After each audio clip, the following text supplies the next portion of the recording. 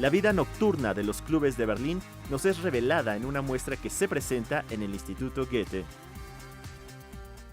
The exhibition initially started a little bit more than a year ago in Brazil, and there was an exhibition about contemporary art from Berlin.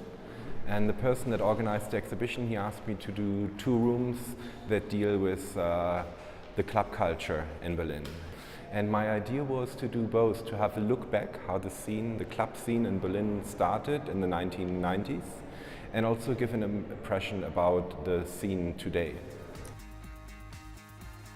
Más allá del registro fotográfico, este trabajo nos habla de cómo estos espacios fueron un punto de reunión para una sociedad dividida por el muro.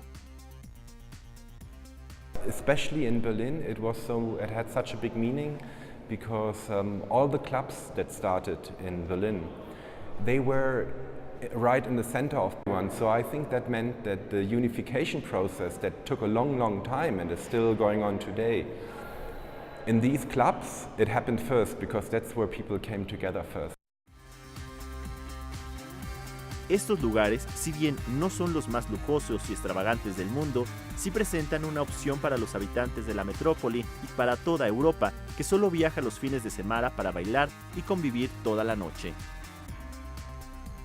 Coming up, and the reason why Berlin attracted the artists, because it was a cheap city, that's also changing as it gets more and more expensive. So I think that the biggest challenge is to avoid the history repeating of cities like New York, that was like the nightlife capital in the 1970s, or London, that was the nightlife capital in the 1980s or 90s. And if you look at New York and London today, compared to Berlin or other cities, the nightlife is very boring, it's very restricted, and the places have to go further out and out of the city.